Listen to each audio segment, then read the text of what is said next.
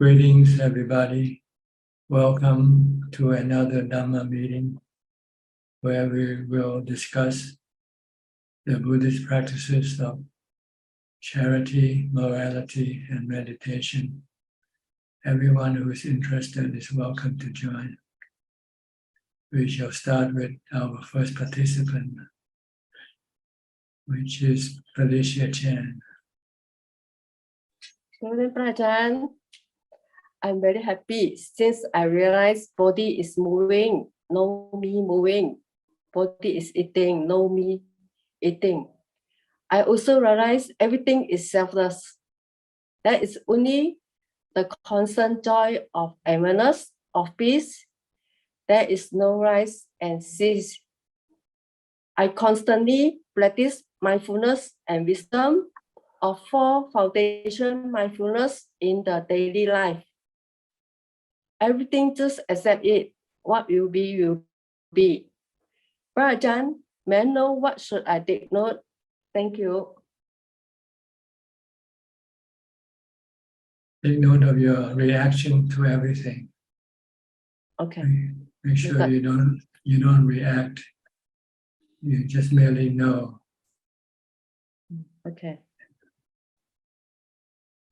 But if you have to interact, you do it with loving kindness, metta, karuna, mudita, or ubeka.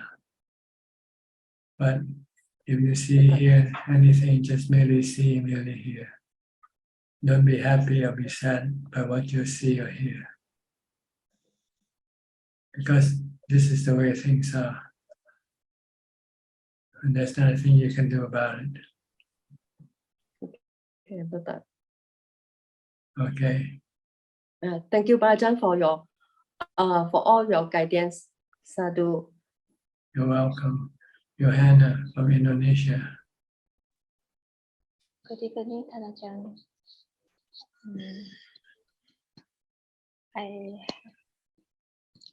I have one question about the Four Noble Truths. Ajahn, what the best that we can do so that the Four Noble Truths can be strongly embedded in our mind? The Four Noble Truths is happening in your mind all the time. You just cannot see it, that's all. So you need to develop strong mindfulness in order to see the Four Noble Truths. But usually what appears in your mind, in most people's mind, are the first two Noble Truths, that of dukkha and the cause of dukkha. You rarely see the cessation of dukkha, the math, or the magga, the path leading to the cessation, because you don't have it. So what you need to do is to develop the path. You have to develop mindfulness and wisdom. Then you have to develop mindfulness, samadhi, and wisdom. When you get this, then you'll see.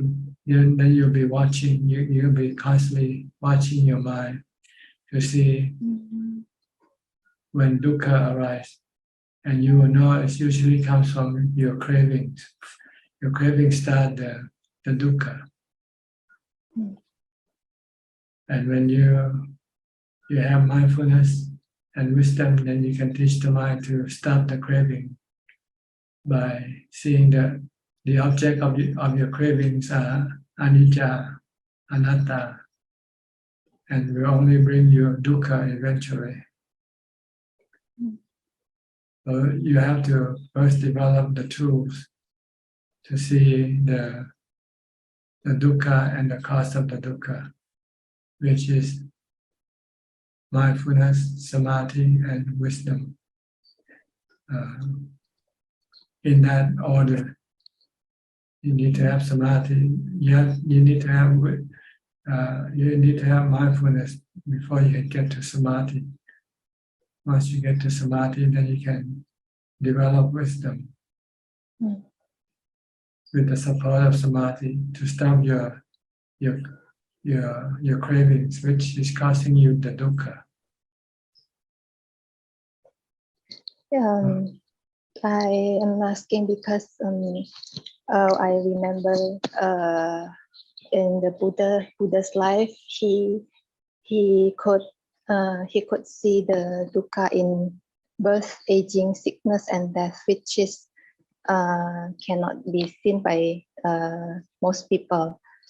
So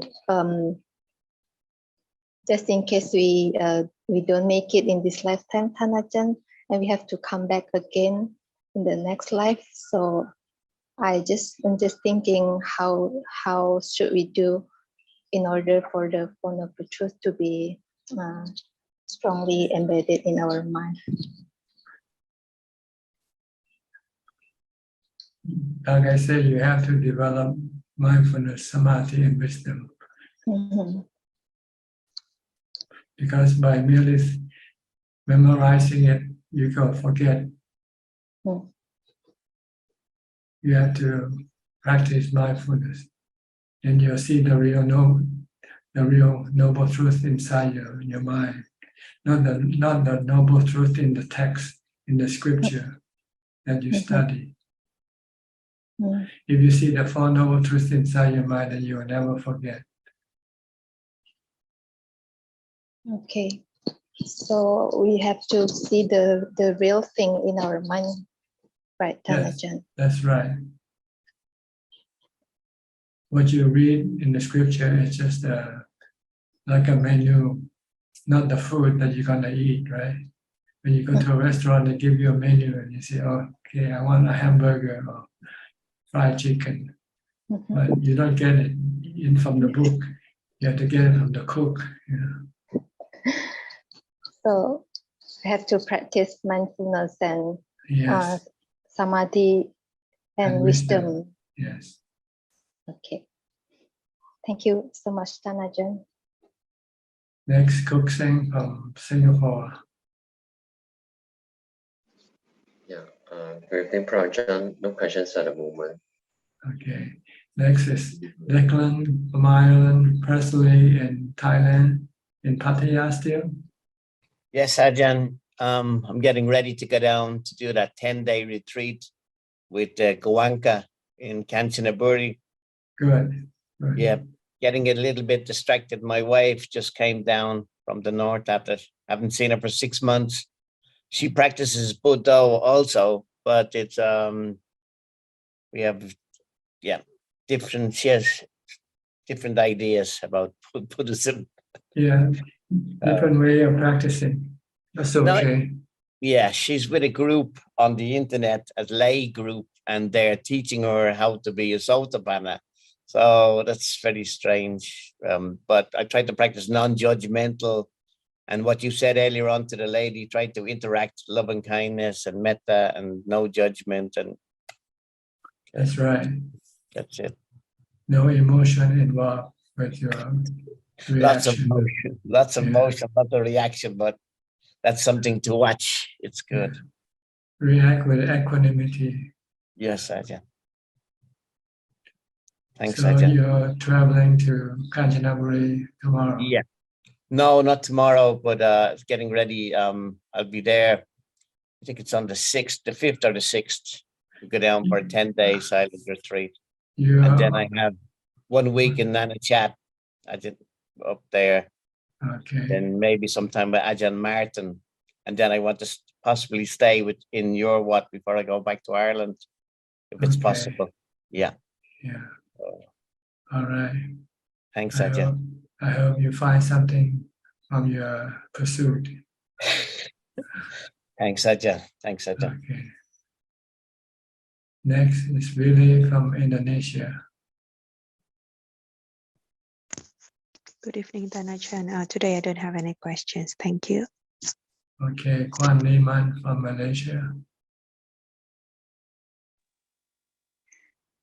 Thanajan, because of Chinese New Year, some family members came back from overseas. So I still go to the temple some days to practice. And the temple manager is very kind to give me a quiet place all by myself to practice. So when I do sitting, I feel calm after a while, I feel calm, and I don't feel the breath, and I don't feel the body, and I just cannot hear any sound or pain, just quiet and calm. So it's not only 1 or 2 times, but when I meditate, it's the same experience when I meditate at home or in the temple, or even last time in Khao Chi-on or Wat Yan. Ajahn, is this samadhi yet? Don't worry about the name. Just if it makes you happy, peaceful, and calm, that's good enough. So what should I do next, Ajahn? Do more. Okay. Yeah. Were you happy with that state of mind? Yes. Okay, and do more. Keep up your other activities and in exchange for doing more meditation. Yes. Because now I'm so grateful. The temple manager actually give me the place, and I can lock myself inside there and practice on my own. Yes, do as much as possible. Yeah. All day and all night, except when you go to sleep. That's the maximum limit of practice. Yeah. Okay. Okay. Thank you, Ajahn. All right.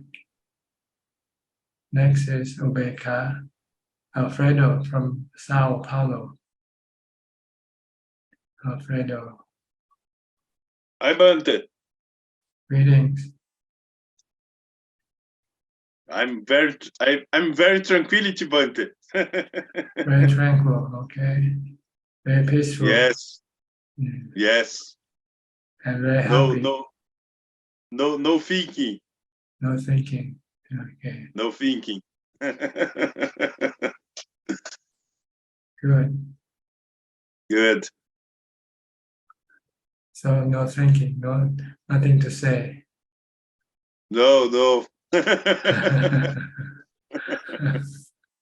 Tranquility, Okay. Bante, tranquility. Okay, good. Good to see you then.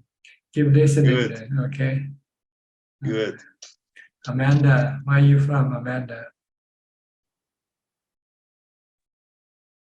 Seem to be new here, first time.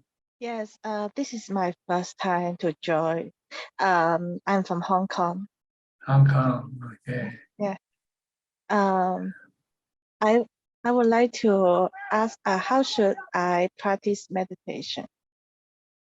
Well, meditation practice is to tranquilize your mind, like what the gentleman just said, tranquil, make your mind calm, peaceful.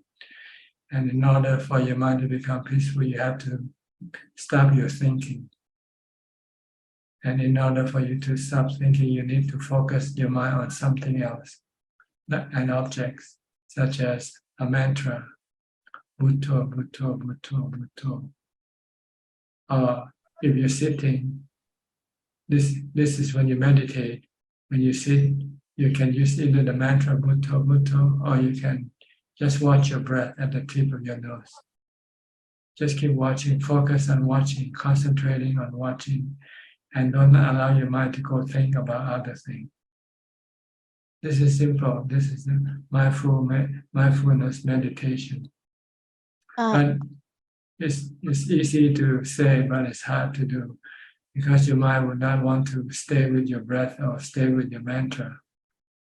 So in order to be able to overcome this, you have to do mindfulness before you meditate.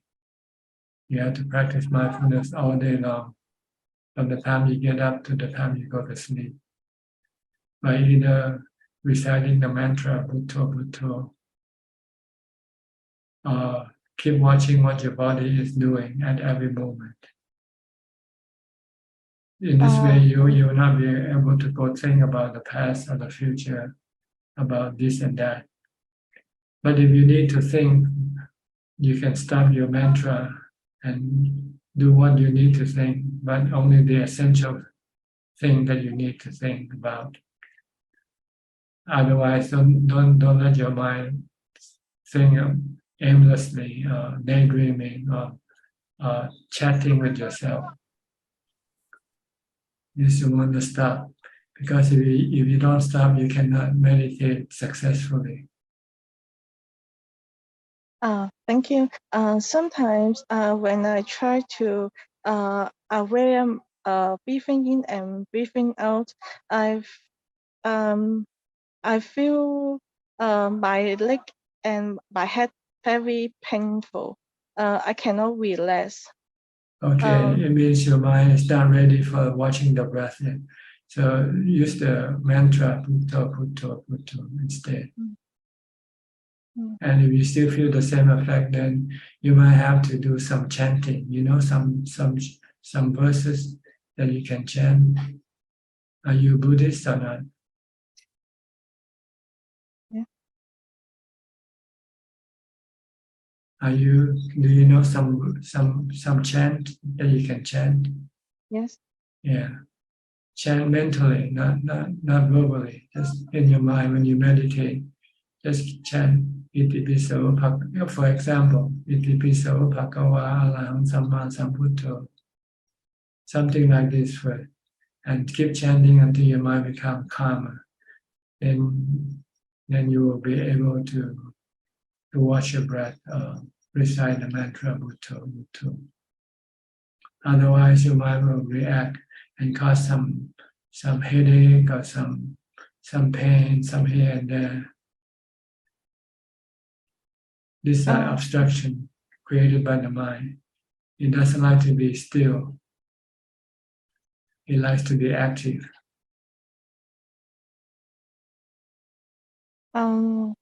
Sometimes when I do the chanting, I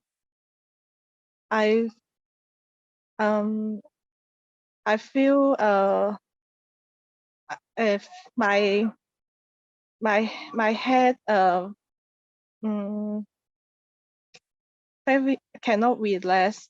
And after I do the meditation or chanting,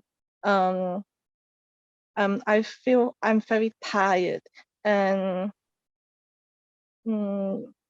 it's normal. Don't worry about it. It's normal, because the mind is struggling with you try to take control of your mind, and your mind resists. So this is constantly tug of war. Your mind wants to think, and you want it to stop. So you're constantly fighting against each other. So don't worry about it. It will pass. So I need to do is the do chanting first, and chant for a long time, maybe half an hour or 1 hour, if you feel that you cannot yet. And before you meditate, before you chant, like I say, you should practice mindfulness during the day, all day long.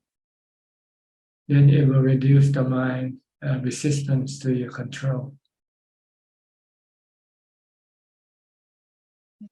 Okay. Okay, thank you. Next, Christine Coe from Penang. Good evening, Ajahn. I have no question. Thank you so much. Okay, Belinda from Singapore. Hey, Ajahn, next week I will be, if condition permits, I'll be attending a retreat, 7 days retreat with Ajahn Sumedho. If everything goes smoothly, there will be 7 days retreat. That will be next month, February. But before going to retreat, maybe Ajahn can advise something. Where is the retreat? Where is the retreat? I'll be in Singapore. Singapore. Lompo Sumedho will be coming to Singapore. Practice mindfulness now. Prepare yourself for the retreat. And keep the 8 precepts if you can, because that's what you're going to have to do when you go, right? Yes. So you practice before you go. So you will find it easier for you to be in the retreat. If you haven't prepared yourself, and when you go, you might find very uncomfortable Mm. because you have to adjust yourself to the new setting. So Mm. try to do it before you go. Treat yourself as if you are pre-retreat. Mm. Make your Mm. house the retreat first. So when you go, then there's not much transformation. Mm. Mm. Eat once a day, or if you can, or don't eat after midday, something, and try to practice as much mindfulness and meditation as possible. Mm. Stop all your sensual activities, like watching YouTube or listening to music or whatever. Then you'll find your retreat will be much more easy and much more fruitful, because you have already started running before even the stop clock start. You already start running already. Okay. Thank you, Ajahn. Very helpful. Good advice. Thank you. Very good advice. Thank you, Ajahn. All right. Next, we'll go to Rahul. Rahul, where are you from? I can't remember if you ever attend our class before. No, Ajahn, this is my first time. I'm calling in from New York City. New York City, okay. What can I help you? I had a question. I practice meditation in the mornings, and after my meditation, my mindfulness is great. Right? I'm very mindful, I'm aware until I go to work. And when I start working, my mindfulness just goes out the window. And I'm busy with work, and at the end of the workday, I remember, oh no, I should be mindful now. So how do you maintain mindfulness when you're engaged in busy or intellectually challenging activities? Difficult, very difficult. Almost impossible. So you just have to concentrate on your work and not let your mind go think about other things. Just concentrate on what you do. But it's still not as good as if you have nothing to do, right? When you have nothing to do, it's easier to stop your thoughts, to stop your thinking. But when you work, you have to use your thoughts with your work. So one thing you can do is try to take a brief break, maybe 10 or 15-minute breaks, and maybe sit and meditate for 15 minutes or something like that. And take a bathroom break, and go sit and meditate in the bathroom. This will be like a speed bump, slow down your thoughts.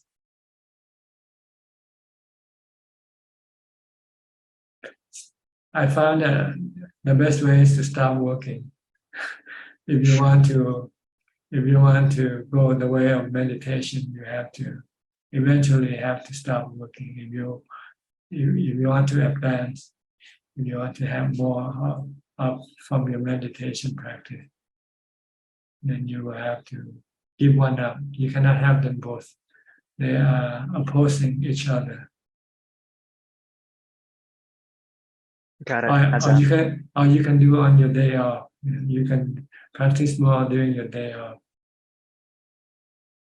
Make your house a retreat if you can, and be alone if you can, and then concentrate on your mindfulness and meditation practice. But then again, you still have to go to work, and the only way to stop working is you have to stop spending money on the non-essential thing. Just only spend on food and shelter and clothing and medicine. Then you might not need to work as much. This is one way to reduce your workload and to allow you more time to do meditation, mindfulness. Live simple.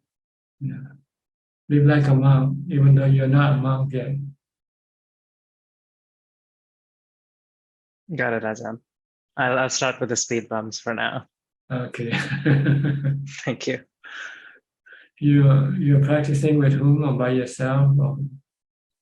I practice mostly by myself. I joined some online groups and I talk to monks or people, but yeah, I mostly practice at home by myself. And you do the Theravada practice? Yes, sir. Brahma Viharas. Okay. Any particular teacher that you have in mind that you follow? I practice using the TWIM, Tranquil Wisdom Insight meditation tradition, originally by Bhante Vimalaramsi in Missouri. And now there's another guy named Delson Armstrong who teaches it. And do you have group meetings? Yeah. How often do you meet? They meet every Sunday. I join every now and then. Okay. And you find it fruitful for you? The meditation practice, so far I'm finding it very fruitful, yes. Okay. Good. I hope you can do more and advance further on your path to peace and happiness. Thank you, Ajahn. All right. Next, we'll go to Gen Yenso from Penang. From Penang. Ajahn, good evening. Yeah, no question from Ajahn. Okay. Gary from Singapore. Good evening, Ajahn. I'm just listening in, no questions. Okay. Sarah from Spokane, Washington. Good morning or good evening there. Yeah. No questions. We're on the opposite part of the world. Yeah, no questions this morning. Thank you. Okay. I'll go to Diana. Diana from Wales. Greetings, Tanajan. My grandson is in hospital, and I wondered what the Buddha's teaching was on how to deal with situations where we worry about things like that. Well, the best medicine, which is the most bitter medicine, is to accept the truth that life is impermanent, subjected to aging, sickness, and death. And no one can go beyond them. So when it happens, you can hope for the best, hope that a person might recover from the sickness. But if he or she recovers this time, there will be the next time waiting around the corner anyway. So just be prepared to face the consequences of birth, which is aging, sickness, and then eventually death. But you can also use the wisdom to comfort that the thing that died isn't you. You're not the one who died. It is the body, and the body is just your servant, or like an automobile you used to drive you around. The mind needs the body to get you around the sensual world. Yeah. And one day it has to stop. It cannot last forever. Just like any automobile, eventually the automobile will be completely broken down, and you can no longer use it. But you, the user, you go look for a new body. That's all. So you can look at death as a body transplant process, transplanting to a new body, replacing the old body with a new body. But it's not good either, because the new body will still be like the old body. It will eventually get old, get sick, and die again. So the best way is to stop this transplanting process altogether by the practice of meditation and wisdom. It feels much more understandable when we are old, but when it's little ones, it's hard sometimes, isn't it, to see them suffering? Whether they suffer or not depends on the state of mind. The mind of each individual is different. If it has been trained in the past, it won't suffer as much as if someone who hasn't been trained before. So we don't know whether the person, how much suffering that person is experiencing. If you have mindfulness practice and wisdom practice in the past, you might not feel, you might not suffer as much as someone who doesn't have one. Yeah, funnily enough, he's such a calm baby, and he was the one that was born 9 weeks early, and he's so calm. So I'm sure he'll get through this as well. Yeah. Mm. But what's important is how you feel. You shouldn't feel bad about it either, because feeling bad about things don't change things, right? Don't make things better. It make it worse for you, because you suffer unnecessarily. And we need to be calm so we can be helpful. Yes, be more rational than emotional.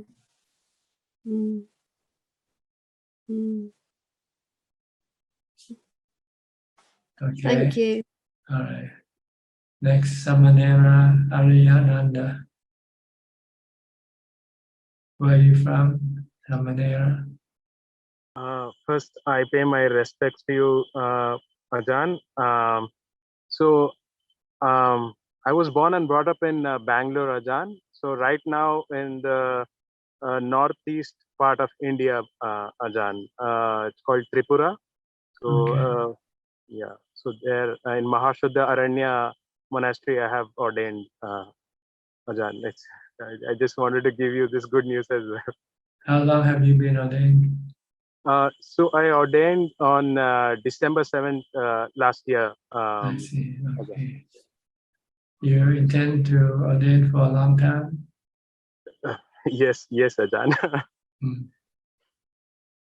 Because in Thailand, people sometimes ordain just briefly, more as a ritual than as a practice. So I just asked, but I think for other country, I think ordination might be more serious than in Thailand. What can I do for you? Ajahn, first I require your blessings, Ajahn, so that I can take higher ordination, because I'm thinking of taking higher ordination in Myanmar. So, and then I don't know if I can come to Thailand, but yeah. So this is what I was thinking, to go to Lady Saida Monastery there, Lady Mu Meditation Center, and take higher ordination. Well, normally when you ordain, when you become a monk, you are required to stay with a teacher for 5 years before you're allowed to go wandering alone. Yes. Because you have to learn the basic of being a monk first. Or else you'll be just a lay person with a monk's clothing on. You will know how to behave properly, as monks do. So normally, this is part of the, I think, condition laid down by the Buddha for every monk to stay with a teacher, to learn the basics of the teacher for the first 5 years.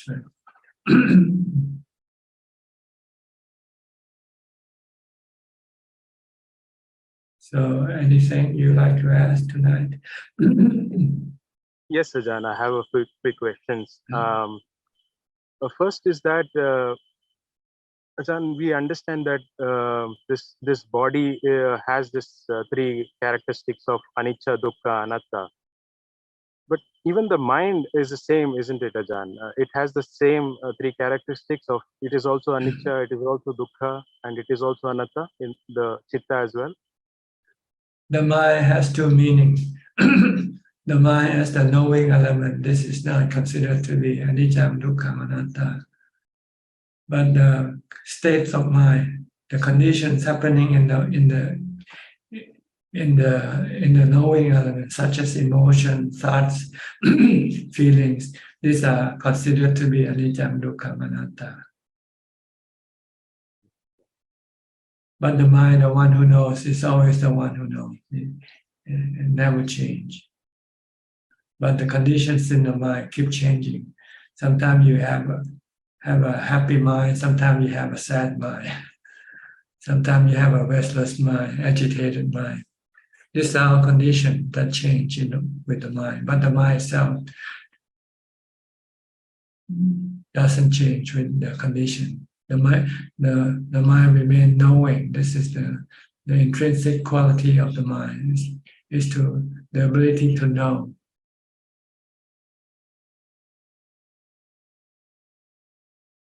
Like we're talking right now, it's the mind who knows what we're talking about. See? The talking and the conditions rising and ceasing in the mind. Okay. So when we talk about the mind being changing, being anicca dukkha, we are talking about the conditions in the mind.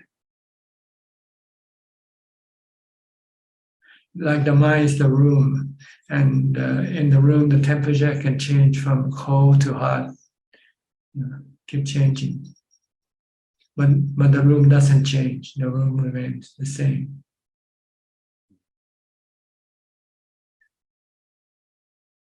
So we want to teach the mind to leave everything alone, even the conditioning of the mind.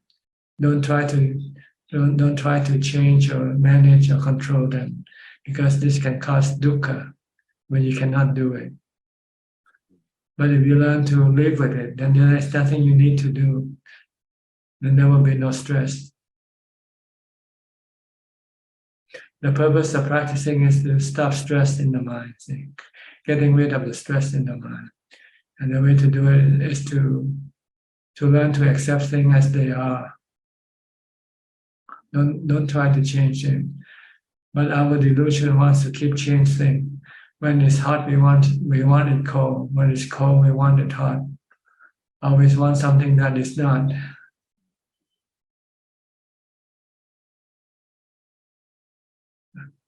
Okay. And in order for you to leave everything alone, you need to practice meditation to have equanimity, ubeka, jhana. Once you have ubeka, then you can leave everything alone. Let go, no attachment, no desire to control or manage things. Then you will have no stress, no dukkha.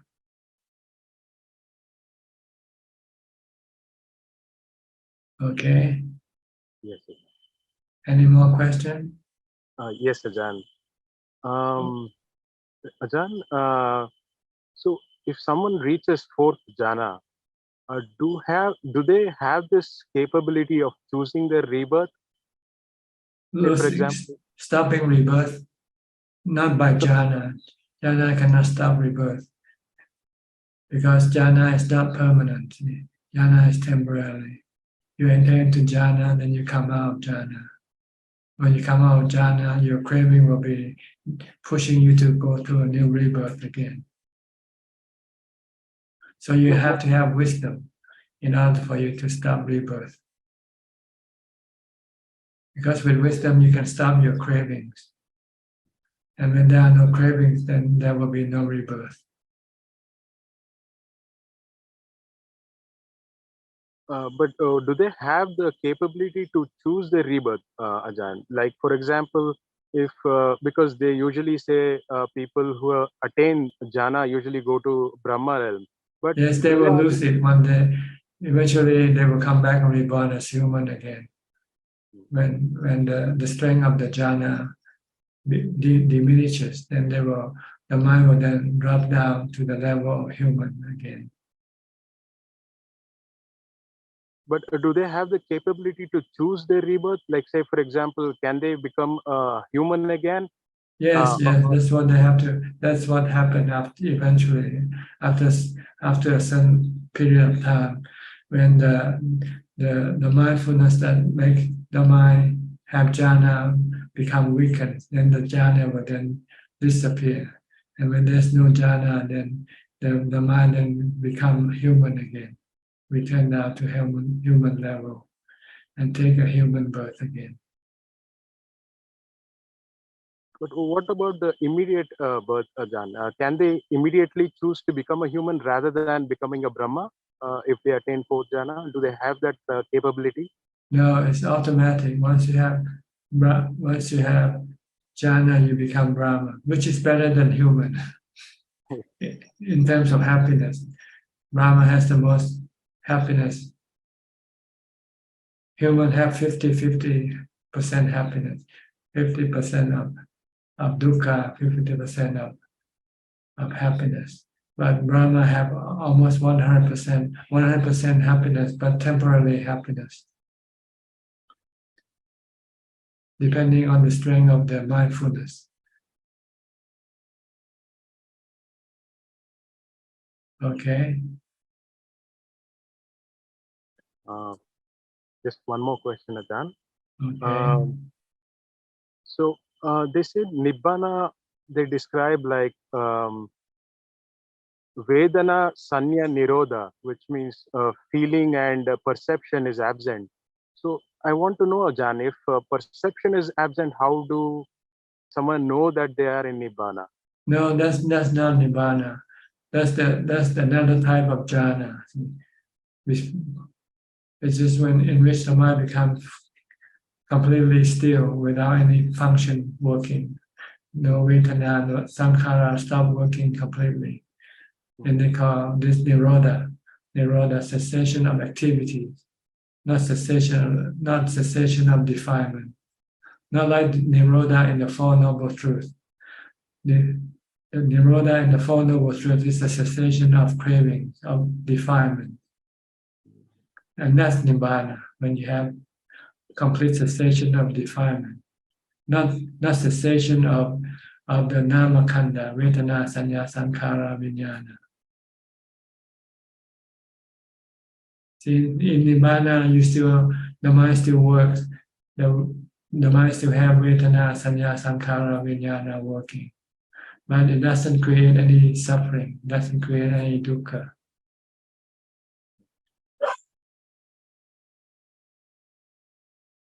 Okay? Yes, Ajahn. Practice mindfulness, that's the start. Yes. And then you get to jhana, and then from jhana, then you can, when you come out of jhana, then you can use the three characteristics to stop your cravings. All right? Yes, thank you so much. Okay. Next, Sri Ratnawati, I think, if I pronounce your name correctly. Where are you from? Sunyata. Can you hear me? You have to unmute your microphone. Yes. Okay. You can speak. Yes, I'm from Indonesia. Okay. Where from? Which part of Indonesia? I live in Jakarta. Okay.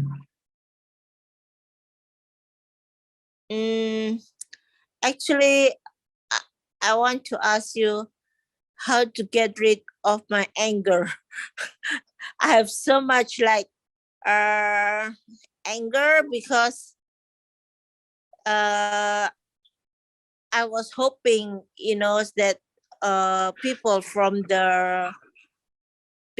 the monastery will have more compassion towards animals, but unfortunately in my country they still think that animals are animals, because actually I wanted to do function. Function is liberate the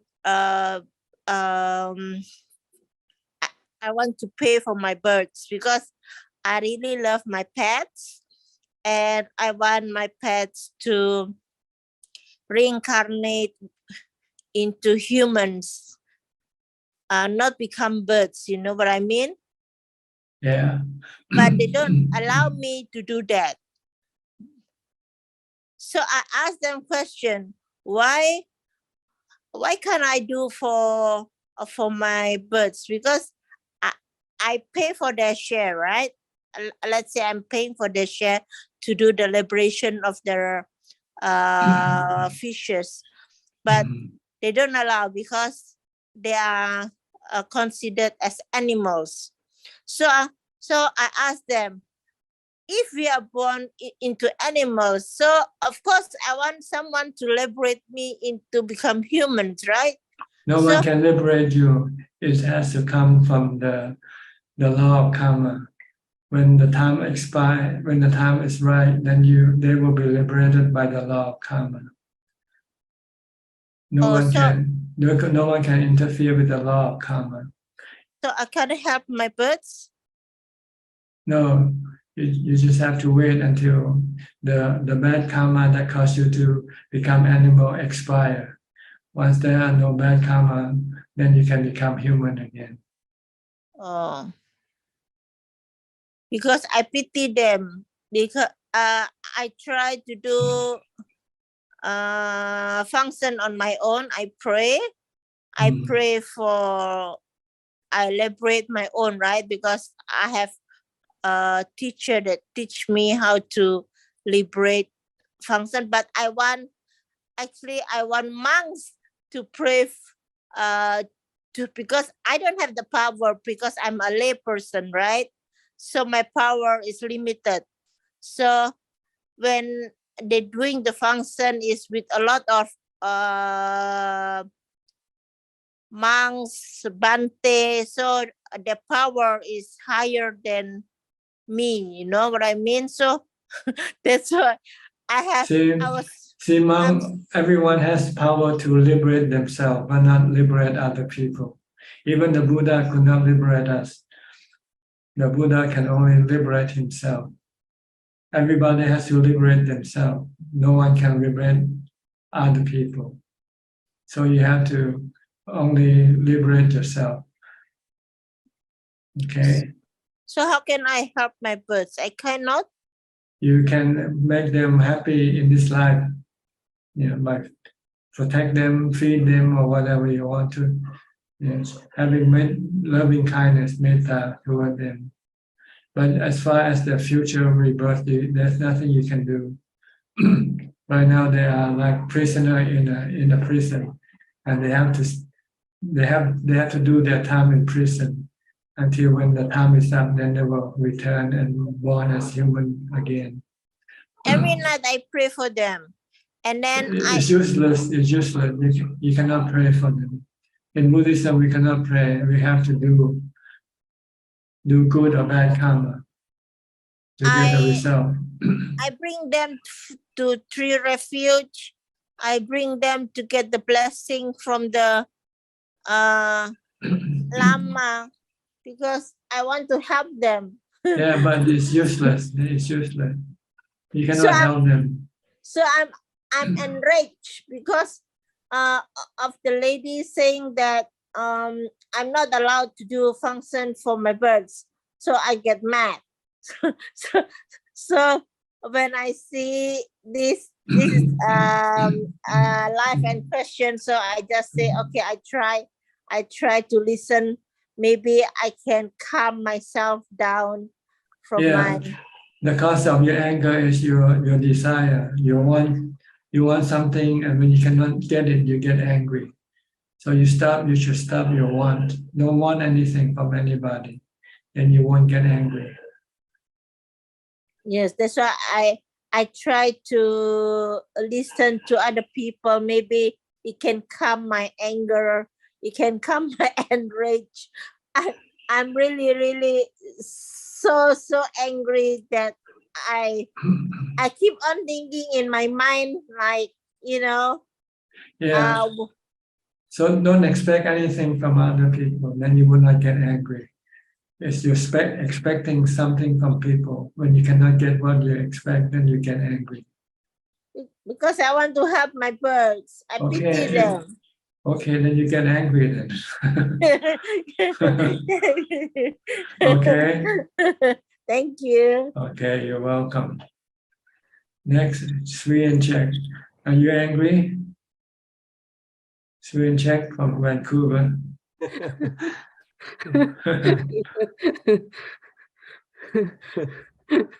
You want the chicken to hatch or not?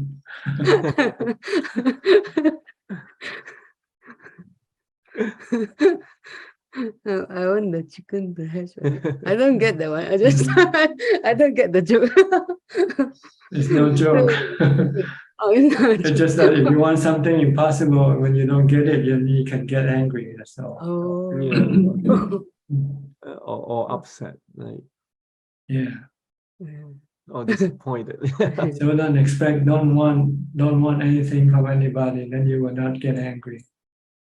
It's when you want something and you cannot get it, then you get angry.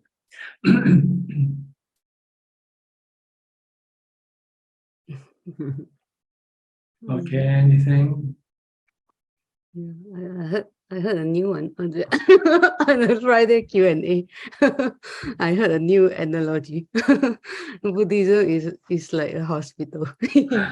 You get like bad news, but at the same time, it's for a place for treatment. That's right. See, we are all sick. We are mentally sick. We don't know that. See, stress is the result of our sickness. A measurement of our sickness is our stress, and we can get rid of stress because it's caused by a mental virus called craving or defilement.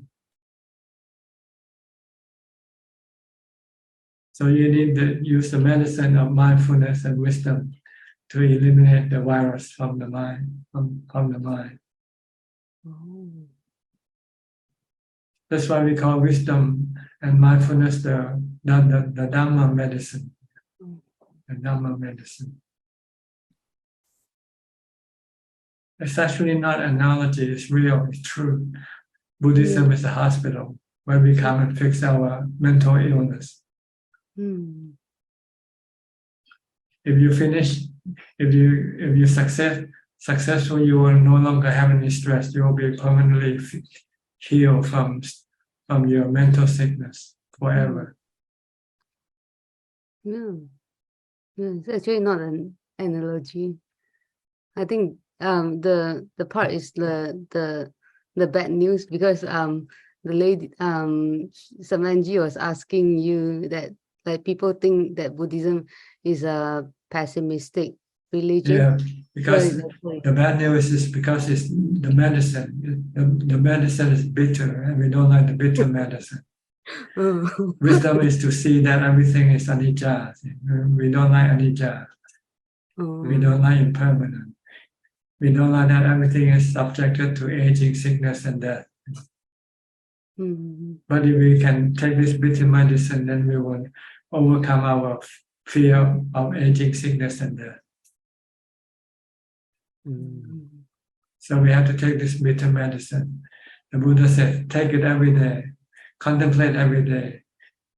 Having been born, I'm subjected to aging, sickness, and death. Don't forget, this is the medicine that can stop your fear of aging, sickness, and death eventually. With the help of your meditation practice, then your mind will eventually accept it. Aging, sickness, and death as like it accepts the rain and the wind and the snow.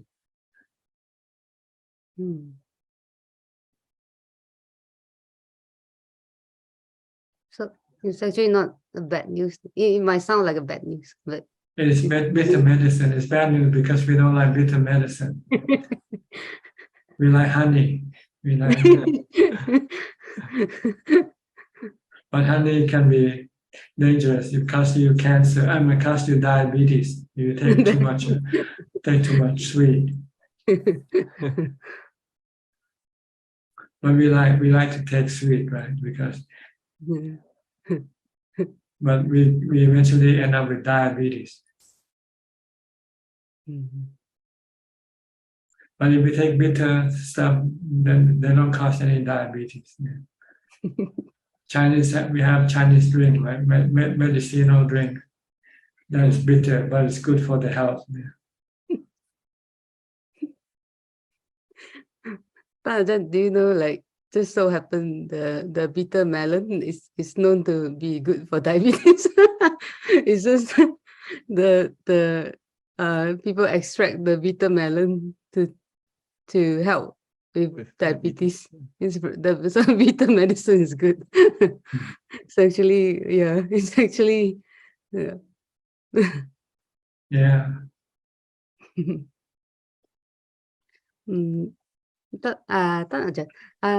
I heard you talk about the function of the mind before, and just now you talk about the condition of the mind.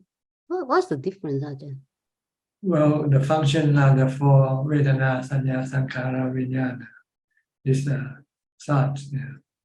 And when they act, they produce emotion, stress, restlessness, agitation, peace.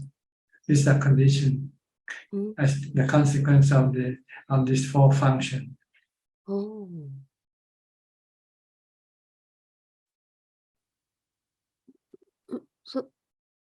When you get bad feeling, you also become depressed. Depression is condition of the mind, created by bad feeling, bad sensation, or whatever, bad thoughts. Sometimes you think bad, you have bad thoughts and you feel depressed.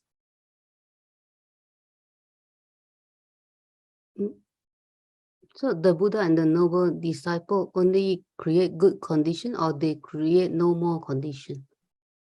They create, I would say, neutral condition, neither good or bad condition. Oh. They only create,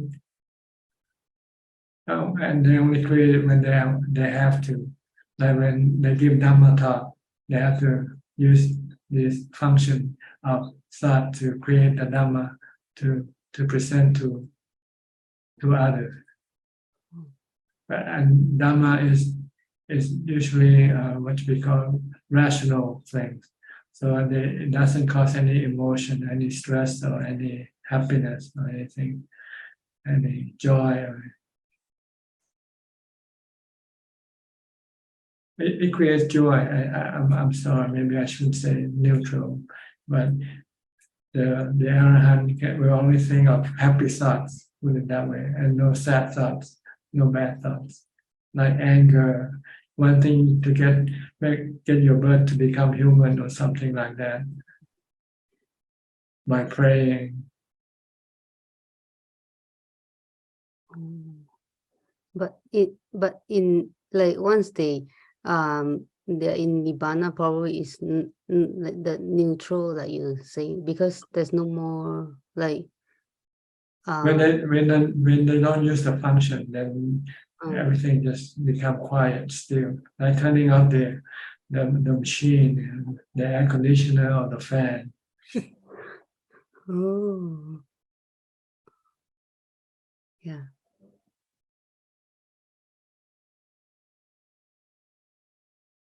Okay.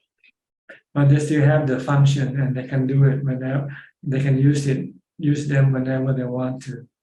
When they want to give Dhamma talk, they have to use the sankhara, the mental formation, to form words, to form ideas, to present through the speech.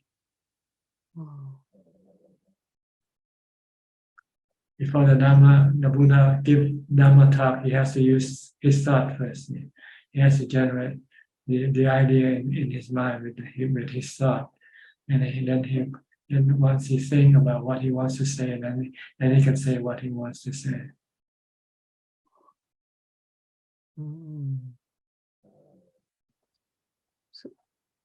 So just now you say the room, like the temperature is the condition. The room, the room, the you can make it hot or make it cold. Depends on how you think. If you think with defilement, then it becomes hot. Think with craving, like that lady, she wants something and she could not get it, so her mind become real hot, real angry. But if she think that everything is anatta, then it become cool again. Then she doesn't want to. Then she won't have any desire to change anything, to make anything that she cannot do. Then her mind stop creating craving. stop craving anger. Then the mind becomes cool and peaceful and happy. So it's this four function that either create, good or bad state in your mind.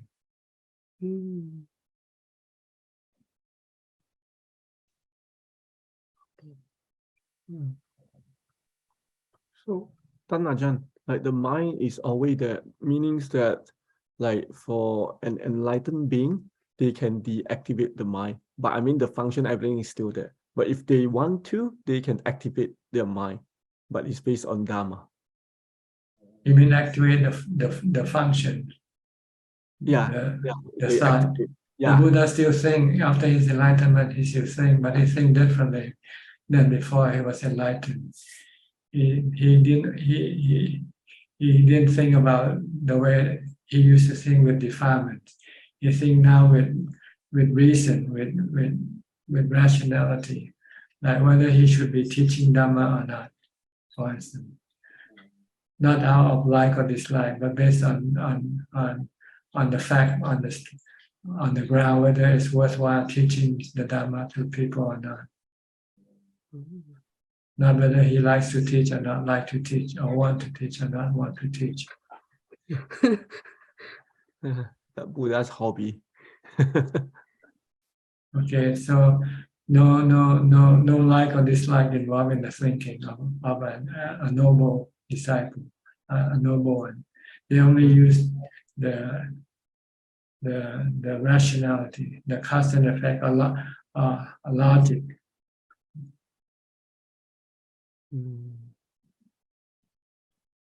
Whether doing this will create this or not. If it does, yes. If it doesn't, okay, no. Or not out of like or dislike, or out of fear.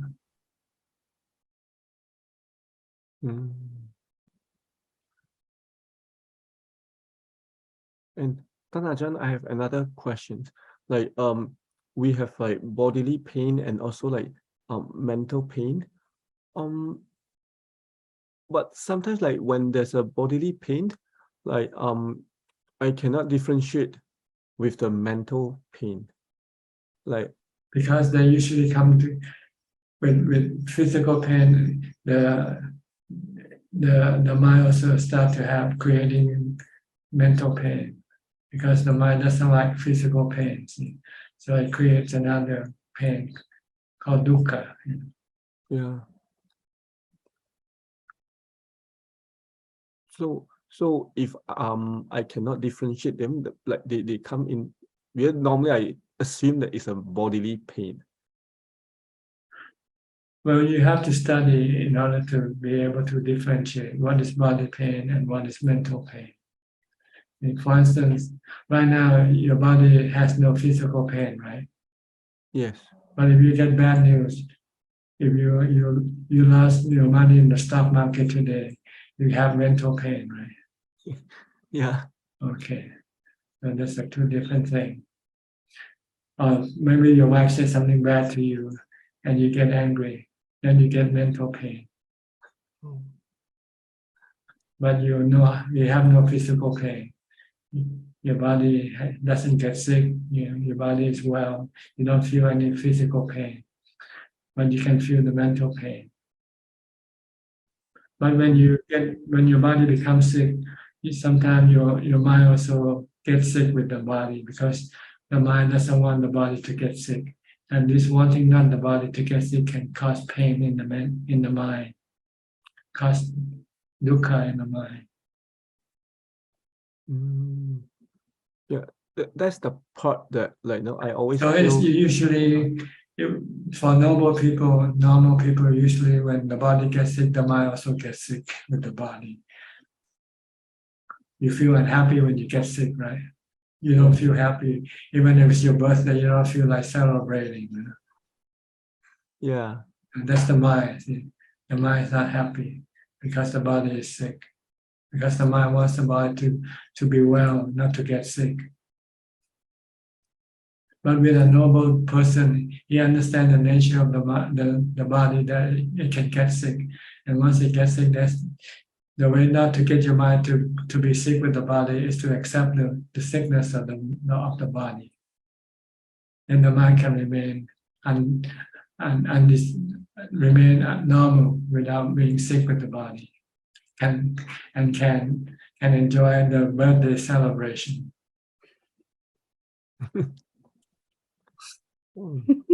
Okay. Huh? Yeah. See, the sickness of the pain of the mind are created by your desire, your craving, your greed, your anger, your defilement. But as you advance in your practice, you eliminate all this defilement, then there will be no mental pain left in the mind. Only the physical pain. Like the Buddha still experienced physical pain. When he got thirsty, he asked, Venerable Ananda, please go fetch me some water. My body is thirsty. Not me, I'm not thirsty, but the body is thirsty. Oh. Not the mind. Yeah.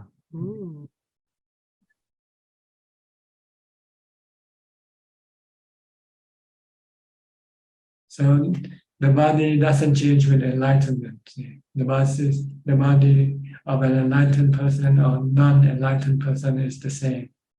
It still get old, get sick, and die. But the mind of an enlightened person doesn't get old, get sick, and die with the body anymore. It has the wisdom to differentiate between the mind and the body. There are two different things.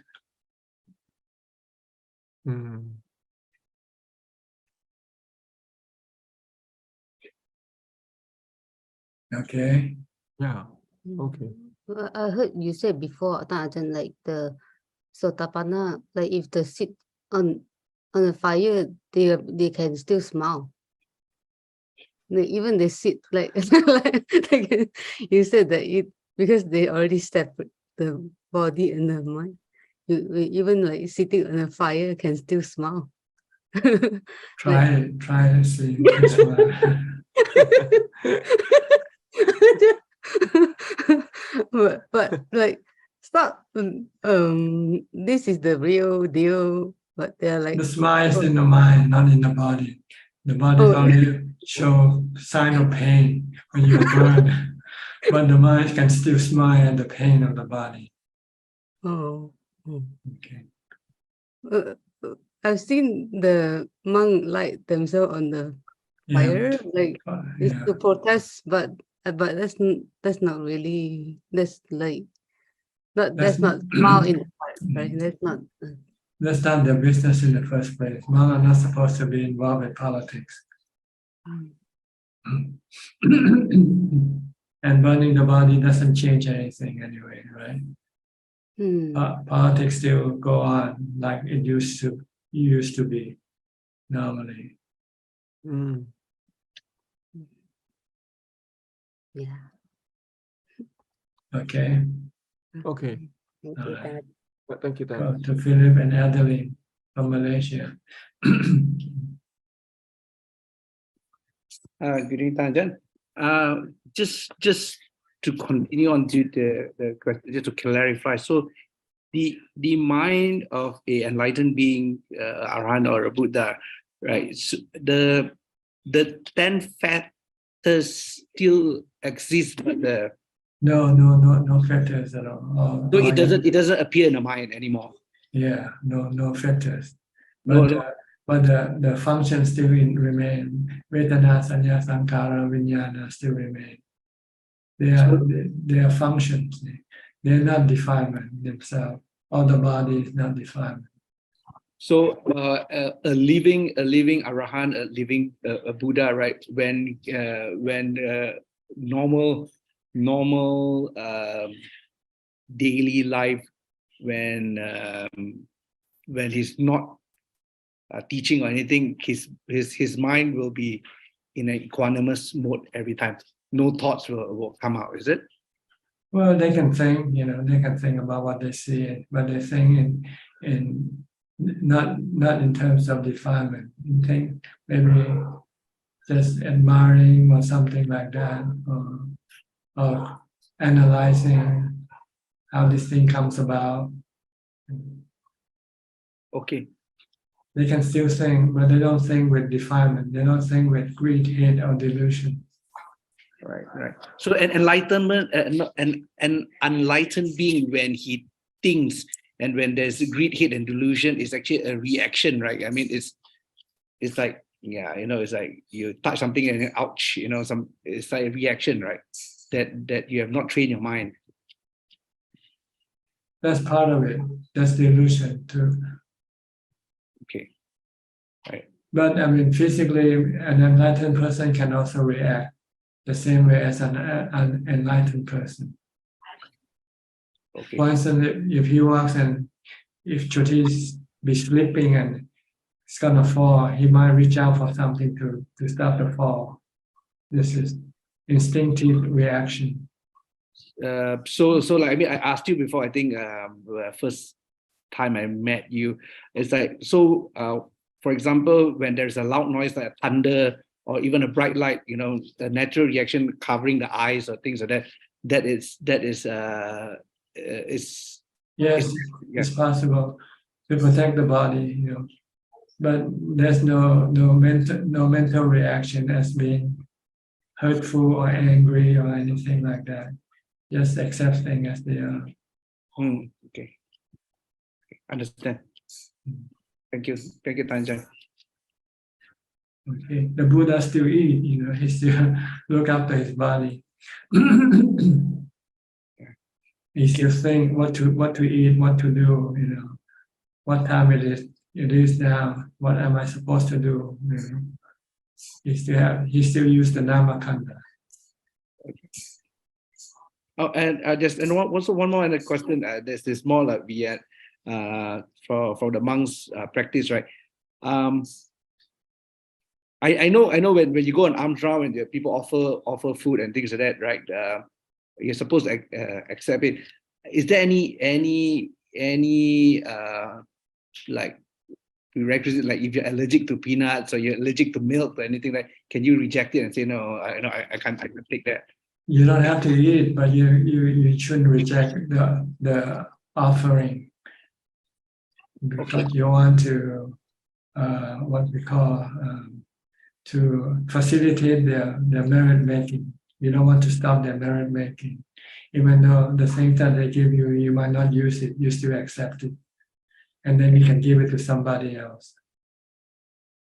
Okay, understand. Because sometimes they want to. It's because of you that's caused them to do this offering. Without you, they might not have the reason to do the offering. So if you should refuse the offering, then you are not helping them to make merit. Oh, so it's like when the Buddha accepted his last meal, when he knew that the food was poisoned. I mean spoiled, right? I'm not sure, but anyway,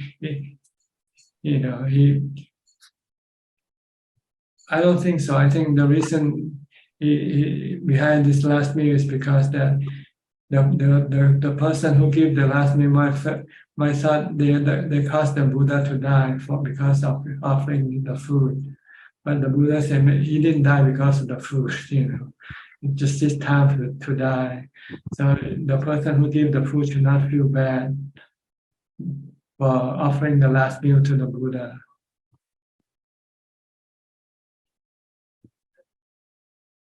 But if you see, the Buddha and all the teachers teach people to make merit. So when they make merit in goodwill and they want to give you something, even though you don't use it, you don't say I don't want it. Say okay, you want facilitate, you accept it, and then you can then decide later what to do with it. Give it to someone else who needs it or whatever.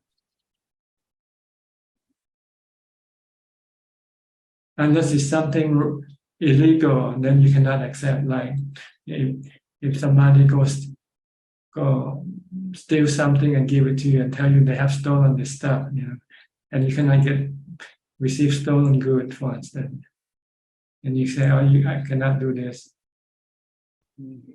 Unless sorry, unless those are the meats that are not permissible, right? Yes, it's the meat. Like if you kill a chicken and say, I do this particularly for me, right? Because you want to make merit by killing this chicken and fry the chicken and give it to me, and you tell me about it. If I know that you do this intentionally, then I would say I cannot accept it because I cannot facilitate this type of merit making because it's not merit making. It's bad karma. Killing is bad karma, not good karma. Even though giving is good karma, but the bad karma outweighs the good karma. But if you just happen to go to the market and buy chicken and then you fry it and give it to me, I have to accept it, But I might not like to eat fried chicken, so I give it to another monk or somebody else. Okay. I understand. Okay. Thank you, Ajahn. And you must not tell the lay people what you eat either. Like some monk doesn't understand this, and they eat vegetarian food. So sometimes they have no sign on the bintabat. Say, I only accept vegetarian meal. This cannot be. This is not practice for monks to do. Monks should not be the one to decide what to get. It's the giver who decide what to give. Because then you will be limiting up people's option of giving. See? If you demand only vegetarian food, and if the giver is not vegetarian, then they might find it difficult to find vegetarian food to give it to you. So then they might not have the chance to make the merit. And besides, the Buddha said you should not be vegetarian. If you can be vegetarian from what you get, if you get food and then you can choose the food that you're given, only pick out just the vegetable and the meat you just get it out, then you can eat vegetarian food that way. But you cannot tell people I'm a vegetarian, because then this will cause more hassle for people to give to things, and they might not find it difficult, and they might not want to give any more food to you because you become a nuisance to them. Are there any foods which are not? Obviously alcohol and things like that, which are not allowable for monks. I know there are some places which they are poor, right? They cook frogs, right? Frogs or tukka, the lizard. Yeah, lizard, right? I think there are no. I think in the scripture there were 10 wild animal meat that we cannot consume, like tiger, lions, or snake, meat, things like that. But if they are domesticated animal like chicken or pork or anything like that, or pigs, they are allowed. But we should have nothing directly to do with the killing. We must not tell someone to kill for us or do it ourselves.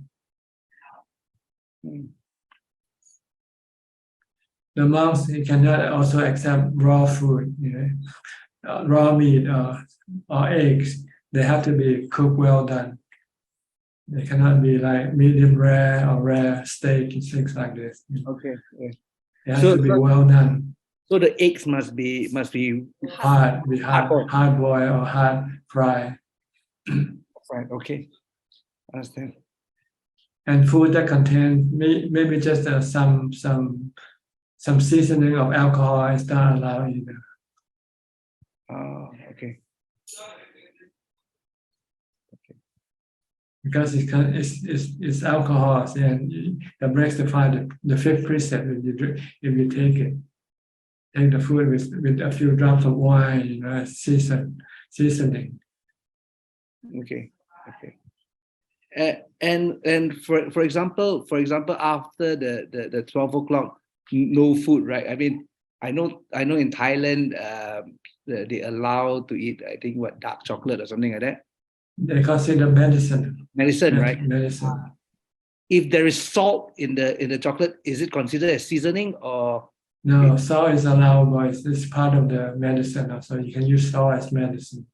Okay. Salt, sugar is allowed. The Buddha allowed five things to take after midday: sugar, honey, cheese. I'm not sure it's whether cheese or not, but it's been translated as cheese now. And butter and oil. These are the stuff that you can take after midday. If you feel maybe your stomach has some problem, you can take this to alleviate your stomach pain, maybe. But other stuff, they are what you call, you can see them following the normal practice of lay people. So if lay people use tea as medicine, tea can also be medicine. You can drink tea, coffee, cocoa. These are considered to be medicinal. You can take them, but not with milk. Though milk is considered to be food. Milk or cream, artificial cream either.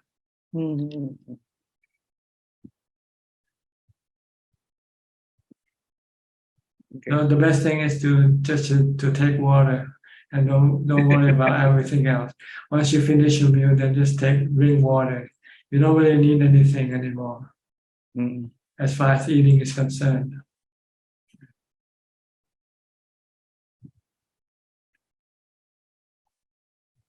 Then you won't have any problem or have to differentiate which you can eat, which you cannot eat.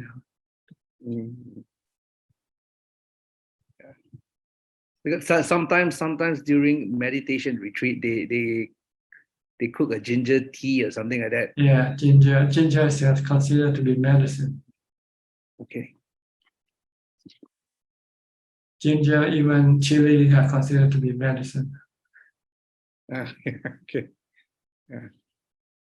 So I think the best way is to follow the masses. Whatever they do, we just follow them.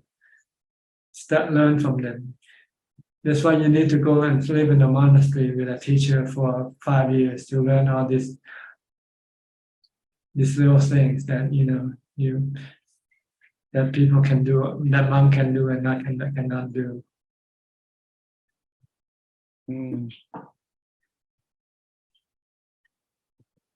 Okay. Okay. Okay. Thank you, Ajahn. Okay. Next, from Pennsylvania, Somchai.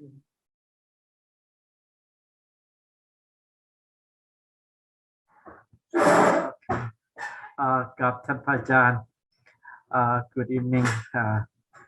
Yeah, just kind of happy to listen what you describe about pretty much everything covered. Only I can really share about all the friends in the room is I got some daughter who finished an psychology master, and the youngest one finished the nurse.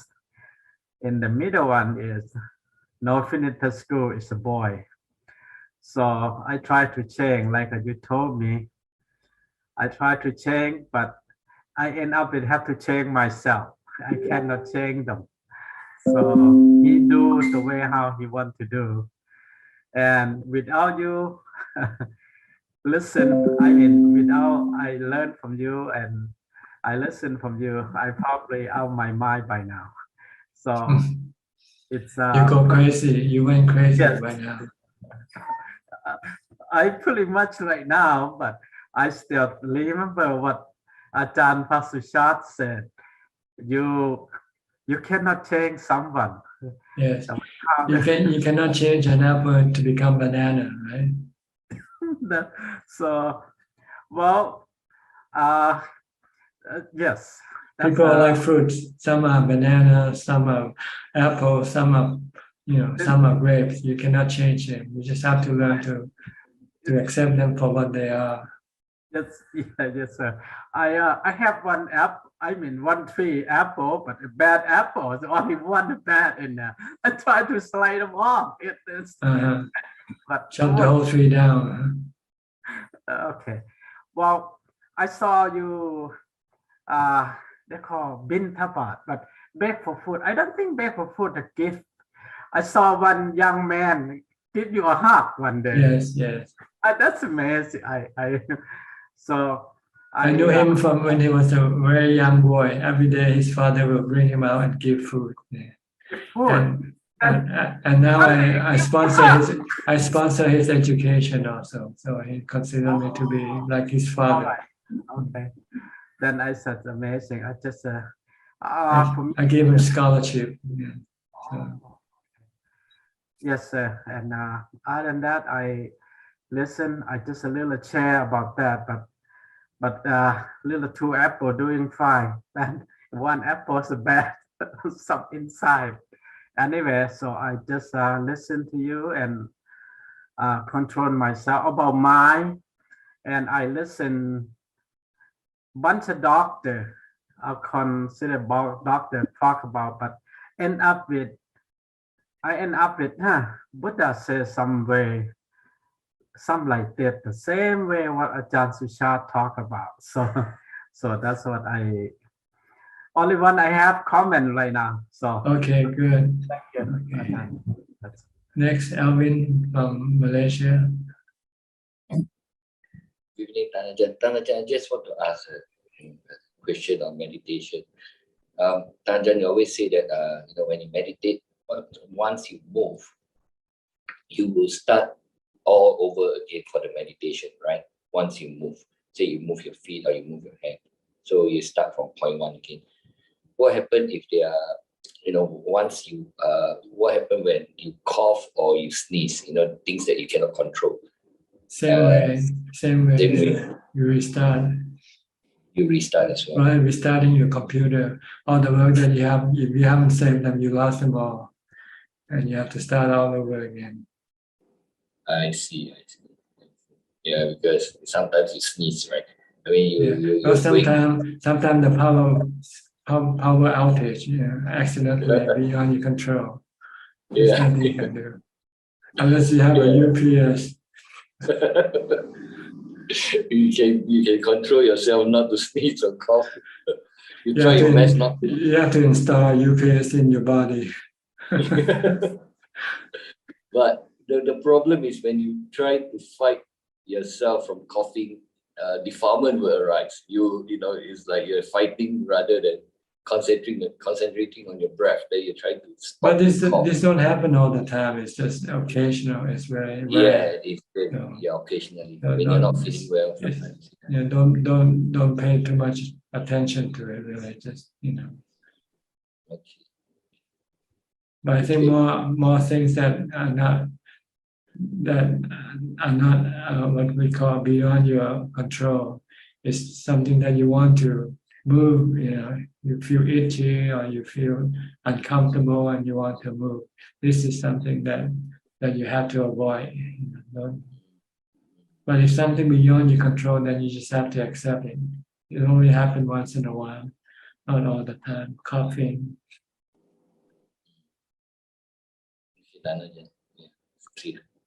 Okay. Thanks. Anybody else there already spoken? Okay.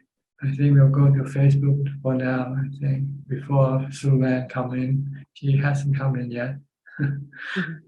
Or maybe she is. Oh, here she is. Wait, we'll go to Facebook first, Sulan. You wait. There is one question from Facebook, Ajahn. The questions from Metta Vandana. Ajahn, I'm transitioning from sitting on the bed to sitting on the floor while meditating. It's not very pleasant for my knee, and I can't sit for more than half an hour. I need to change my position often. I'm fighting this kalisa or defilements of pain in my knee. Do you suggest something? Thank you.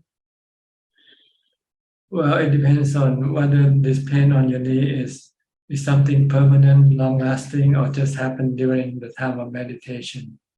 If it only happens during your meditation, then you should just ignore it and just keep focusing on your meditation object. If you cannot stay focused with your meditation object, you might have to use a mantra or do some chanting to pull your mind away from the painful feeling, But if it's something permanent, something that remains before or after you practice, then this is something that you cannot, you should not ignore. You should get it treated first. If you have knee problem, then you might have to have it treated. You cannot just ignore it when you meditate, because it might make your problem worse. But if the knee problem only happen when you meditate, and when you finish meditating and disappear after a few minutes, then you should not worry about it. You should try to learn to live with the pain. This is part of the practice. In order for you to move forward, you have to cross over this obstacle. You just have to leave the pain alone and stay more focused. And this will cause your mind to become calmer eventually. And when your mind become calmer, then you can live with the pain without having to move the body to relieve the pain. That's all, Thanachan. Okay, Sulan, you're ready for you now. Oh, you have your mother, your grandmother with you, huh? Yeah. Hello, how are you, grandma? Hello. This is my mom, my mother. She's a bit shy. A bit shy. This is my father. Your grandmother. My parents. Yeah. Oh, your father. Yeah. I see. They're both very old. Okay. So, yeah. Don't know to say English. Yeah. She say she don't know English. Yeah. But I was explaining to them like some of your conversation that you have with the rest of just now. Yeah, in Chinese. Yeah. Okay, good. They learn something. Yeah. It's good of you to bring them, even though they don't understand, and you help to translate, because then they can learn something this way, and might be able to use to apply to themselves when they get sick or when they become old. Oh, yes. Oh. You have anything to say? Any question? I just wanted to share that yesterday I was sharing with them your Pindapat. I think last week's Last Pindapat. Sunday. Yeah, the 1 hour video I was like watching together with my parents yesterday and sharing with them. Then they recognize you when I down into the Zoom just now. So, so very happy. Okay. Nothing to say, nothing to ask tonight. Yeah, nothing to do. Okay. We'll go to other people now. Anybody would like to ask more questions, you're welcome to raise your hand. And okay, Diana or no? Kwan Liman first. Okay, Kwan Liman. Sorry. Tan Ajahn, I'm not sure if I heard correctly. Tan Ajahn was explaining to Venerable Aryananda, those who have fourth jhana. Can Tan Ajahn hear me? Yes, yes. Go Oh, ahead. okay. Those who have fourth jhana will automatically, when they pass away, they will be born in the Brahma realm. Yes, even the first, second, third, or fourth, they all are considered to be different level of Brahma realms. Then it will take a long time before they can continue with the path. Well, however long, it depends on the strength of the jhana, how long they last. If they're more efficient, then they will remain longer in the Brahma world, which is okay. It's a happy world. It's a happy place to be. Oh, can they opt not to go to the Brahma realm, but rebirth in the human realm to continue with the path? Yes, you can, but the path requires that you have to have jhana anyway, so you cannot. Yeah, I mean those who have jhana, can they opt not to go to the Brahma realm? But Why not? Because this is part of the path. Without jhana, you cannot develop wisdom. no, I mean to be reborn in the Brahma realm. So what? So what? What's wrong with being reborn in the Brahma realm? Because it will take a long time before they can come back. No, if you practice the path, you can continue practicing. As after you become an anagami, you'll be reborn in the Brahma world and continue with your practice. Oh, not those Sotapanna or Sotapanna will, since they still have sensual pleasure, desire, they will be reborn as deva or be born as human.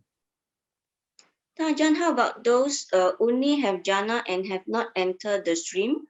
Do they also reborn in the Brahma realm? Yes, like the two teachers of the Buddha. Once they die, they'll be reborn in the Brahma realm until it expires, and then they will reborn as human again. Then they will have jhana again when they reborn as human. Then after they die, they will go to the Brahma realm again. Until they meet the Buddha or his noble disciple who will teach them with the wisdom. Oh, then it will take a long time. I don't know. We've been going around this rebirth for many long time already. So makes no difference really to be in the Brahma realm. It's the happiest realm of the realms of existence. So I don't think you should worry about being in. You should worry about being in the animal realm better. Yeah. Okay. Thank you, Ajahn. Okay, Diana, you just raised your hand earlier. I was reading about the 6 perfections, the parameters: generosity, discipline, patience, diligence, concentration, and wisdom, and how when we apply those and think about other people, it makes us stronger. And I was thinking I don't get depressed really as I'm old now, but the youngsters, they all get depressed. And how can we help them? I don't really know why they always get depressed. Because they want too much. You have to teach them to want little. Because when they want something bad and they cannot get it, then they become sad or eventually become depressed if they keep not getting what they want. But if they don't want anything, then they won't be unhappy. They won't be depressed. They will be happy. When you don't want anything, you mean you have contentment, right? It's so much easier when you're older, isn't it? Yeah, because you learn your lessons. But when you're young, you don't see the other half of life, the disappointment part of life. You only see the bright side when you're younger. When you want something, you always seem to be able to get it. But when you go older, you start to see that you also lose something. You lose things when you get things. You also lose things, and you might not get things when you want it either. So you learn to temperate your desire, your cravings, and learn to accept things as they come. So you don't get depressed. They seem to get attached to their negative emotions as well. You know, they say like, oh, I'm anxious or I'm depressed, and I always say that's not who you are. They're depressed because they want to get rid of their depression, and then don't know the proper way of doing it. So they're creating more depression that way. Because they have to know the cause of the depression comes from their craving, from their desire. So if they want to decrease their depression, then they have to decrease their cravings, decrease their desire. One less, then they will be less disappointed. It seems harder for them in the modern world than it used to be. That's right. It's unfortunate, but this is how we develop. We're going we're leading toward more depression, more suicide, more people committing suicide, because they thought at first that they could get everything they want, but then as time passes on, they eventually run into the wall. And when you become older and sicker, then you will not be able to get what you want like before when you were younger. And people don't want to live when they get old or get sick because they cannot do or get what they want. So we have to temperate our desire. The Buddha said, be moderate in your desire. Just only desire for only the essential things like food, shelter, clothing, and medicine. Other things, just take them. If they come, take them. If they don't come, don't worry about them. We can live without them. We don't need them. We don't need a new cell phone. We don't need to go on holiday. We don't need a husband or a wife. No. My nephew, he's terrified about any illness. He can't, he just gets really upset at the thought. Yeah. But that's attachment. That's because he's ignorant. He doesn't. He never studied the nature of the body. It's so plain inside, but he cannot see it. Everybody get old, get sick, and die. Yeah, I tell him that because you tell me that, so I tell him that. But he won't listen, right? He laughs, so that's good. Thank you. Okay. Anything else? No. Okay. We have a newcomer, a latecomer, Professor Ken. What happened? Teaching? Now, Tanajan, we have the semester break. I was traveling back today from a few days in the mountains. I see. I was doing a walking meditation on the snow. Did you go skiing? Did you skiing with mindfulness? Sorry? Did you ski with mindfulness? No, I wasn't skiing. I was just walking on okay. Yeah, with mindfulness. Minus 10 degrees. Well, when you ski, you have to be mindful, or else you can break your legs. Yeah. I used to ski, but not anymore. It's too dangerous. My knees are not as strong enough. Yeah, too old for that. Yeah, exactly. Any question tonight? Yeah, Tanajan, one question. You often mention that before we can do wisdom contemplation, we need to have some degree of samadhi. My question is, if we have a small amount, maybe 10%, 20% of calm, does that mean we can still contemplate even if it's not as fully effective as a See, full samadhi? contemplating is not the problem. You can contemplate, but applying it is the problem. If you don't have enough equanimity, you cannot apply the wisdom to stop your cravings. If you have 10% of calm, you probably can stop 10% of your craving. Okay. So you need 100% of equanimity to be able to stop your 100% of your craving. Okay. See, like equanimity is like giving food to the mind, giving strength to the mind to do the work of killing, getting rid of the defilement, with the help of wisdom guiding the reason why you should stop your defilement. See, wisdom only tell you that your defilement is causing you to get suffering or dukkha. So you should not go after your defilement. Go with your defilement. You should go against your defilement. Yeah. And in order for you to be able to go against your defilement, you have to have strong equanimity. Okay. Like stop smoking, for instance. Wisdom tells you smoking is not good for you, right? But if you don't have strong equanimity, you cannot stop smoking.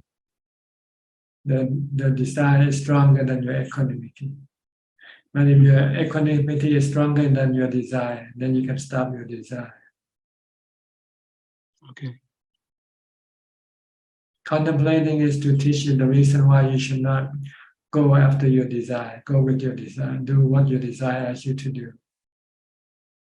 Because every desire will lead you to dukkha one way or the other, sooner or later.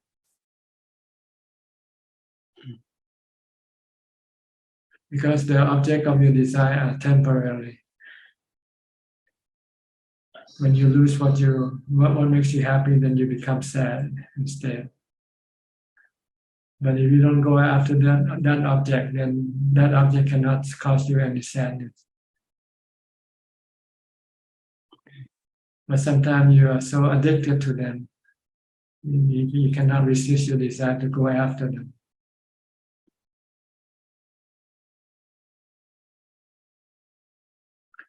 You can contemplate, but you cannot apply it effectively, that's all. Okay. Mm-hmm.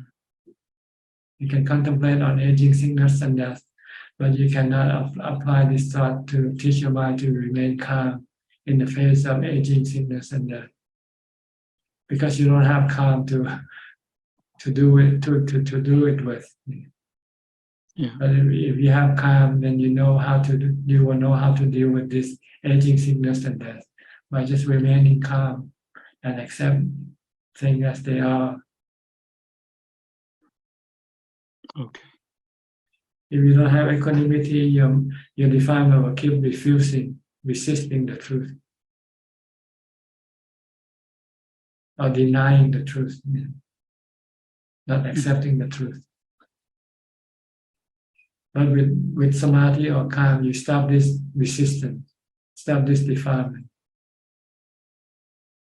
Okay. So you can accept the truth calmly, peacefully, without any stress, without any dukkha.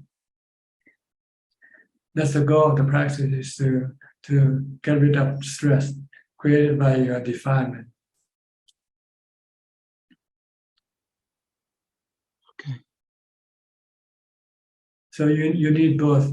Wisdom will teach the mind the reason why you should not have any desire for things. And then, in order to apply this wisdom, you need to have equanimity. Equanimity is like brake of your automobile. And wisdom tells you when to stop. When you come to a red light, wisdom says this is time to stop. So if you have brake, then you can apply the brakes and stop the automobile. Mm. But if you have no brakes, even though wisdom tells you to stop, you cannot stop. Okay. All right. Okay. That's very clear, Thanajan. Thank you. So it's very important to stop your mind with mindfulness first, to still your mind with mindfulness. Okay. and then learn wisdom. The reason why you should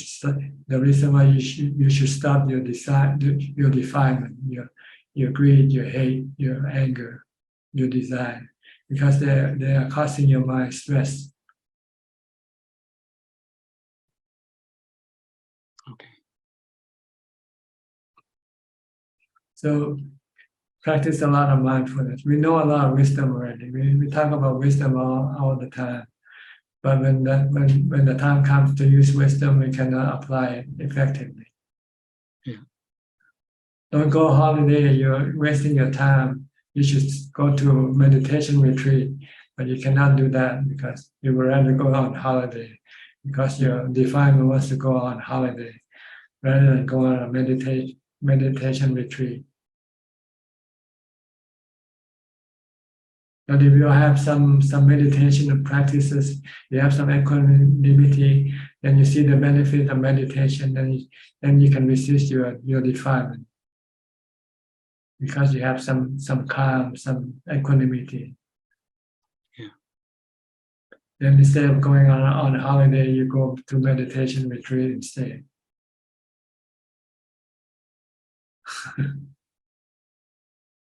Okay, so practice mindfulness. Mindfulness is very important.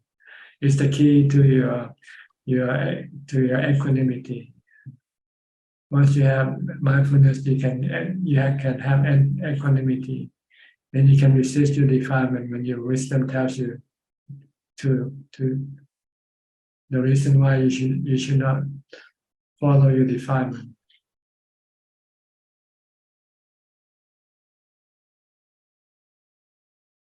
Okay.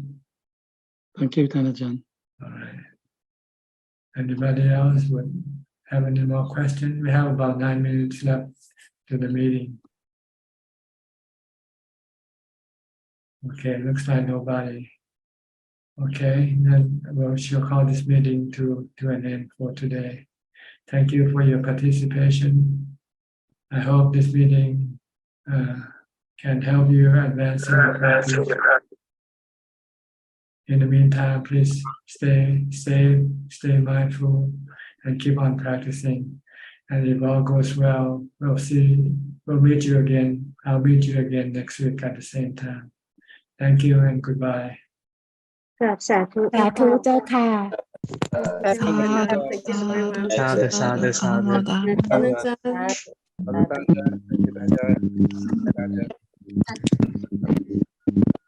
ายบาย Bye bye. Bye bye. Bye.